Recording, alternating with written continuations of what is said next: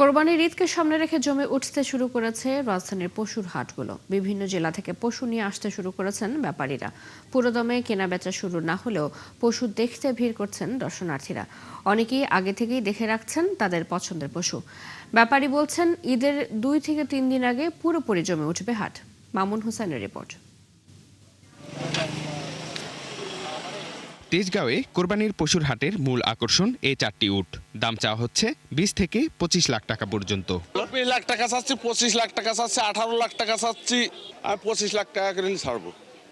যশোর থেকে রাজধানীর হাটে আসা এই উটগুলো দেখতে ভিড় জমিয়েছেন দর্শনার্থীরা। যখন শুনলাম যে আজকে উট এসেছে, তো সেটা নিয়ে একটা এক্সাইটমেন্ট কাজ করলো, কারণ সামনাসামনি উট এর আগে কখনো দেখা হয়নি। উট আমরা দেখলাম, বিশাল বড় উট, মানে অনেক ভালো লাগতেছে। আমার জীবনের ফার্স্ট আমি সামনাসামনি উট দেখলাম। ছোট থেকে বড়, শিক্ষার্থী, চাকরিজীবী সবাই হাটে এসেছেন কোরবানির পশু দেখতে।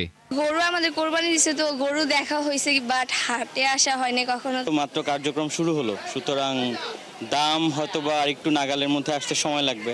আমরা স্কুল থেকে গরু দেখতে আসছি। ছুটির আগে আমরা ভেবেছিলাম আমরা হাটে আসবো, অনেকগুলো গরু দেখছি, বড় বড় গরু আসছে।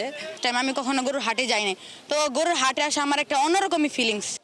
বেচাকেনা পুরোদমে শুরু না হলেও ব্যাপারীরা বলছেন, এবার পরিবহন খরচ ও পশু খাদ্যের দাম বেড়ে যাওয়ায় গরুর দাম কিছুটা বেশি হতে পারে। ভুসির দাম বেশি, খুরার দাম বেশি, খেয়ারের দাম বেশি, বুটের দাম বেশি, সবকিছুর দাম বেশি। অনেক খরচ স্যার, একটা গরু আনতে 5-7 হাজার টাকা গাড়ি ভাড়া লাগে। তারপরে মনে করেন যে লোকজন নিয়েছি, তাকে খাওয়ানো লাগে, সবকিছু সবই এর মধ্যেই। তবে দাম নিয়ে ক্রেতাদের মধ্যে দেখা দিয়েছে মিশ্র প্রতিক্রিয়া। কিছু দেখেছি, এখনো তো দাম আসলে একটু বেশি চাইবে। 7 দিন সময় আছে, এই জন্য এটা দাম ছাড়তেছে না।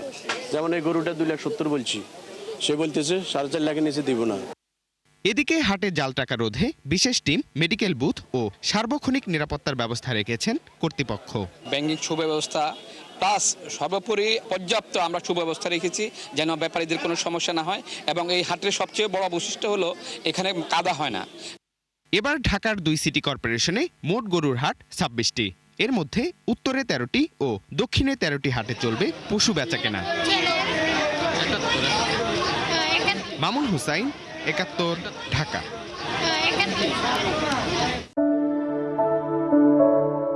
জীবনে প্রতিদিন প্রতি মুহূর্তে জীবাণুমুক্ত থাকার কন্ট্রোল হাতে রাখি বলেই আমরা নিশ্চিন্ত।